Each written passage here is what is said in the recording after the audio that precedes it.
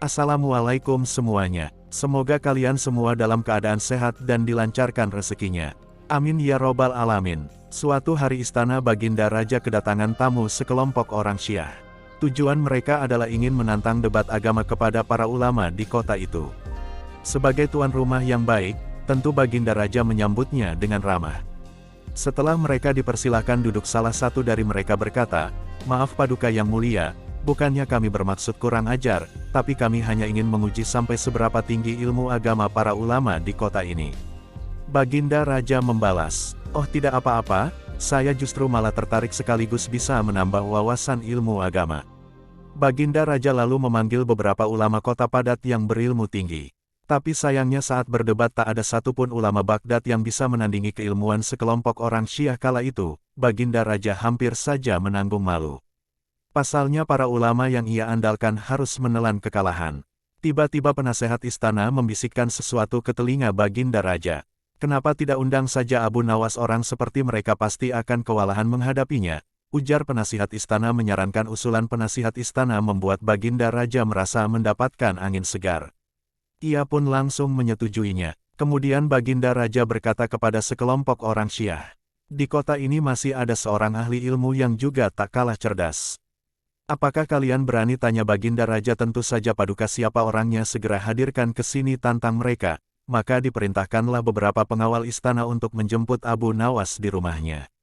"Tuan Abu, Anda diperintah Baginda Raja untuk segera menghadap ke istana," kata salah satu pengawal. "Ada apa? Bukannya kemarin aku sudah ke istana?" jawab Abu Nawas. "Benar Tuan Abu. Tapi kali ini Baginda Raja sangat membutuhkan Anda." "Palas pengawal.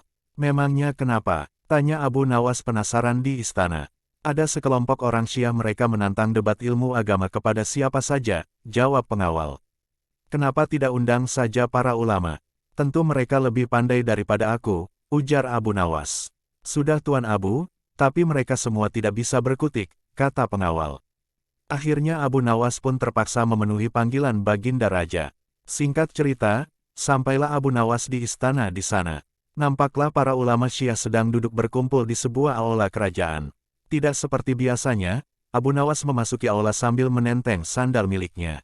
Melihat hal itu membuat Baginda Raja dan sekelompok orang Syiah dibuatnya terheran-heran. Kemudian sekelompok orang Syiah bertanya kepadanya, "Kamu ini aneh, kenapa koteng sandalmu masuk ke dalam dengan santainya?" Abu Nawas menjawab, "Saya teringat peristiwa zaman Rasulullah masih hidup. Para kelompok Syiah suka mencuri sandal, makanya saya bawa masuk, takut sandalnya hilang."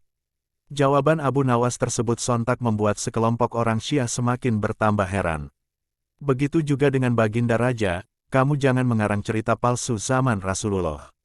Ajaran Syiah belum ada, protes mereka.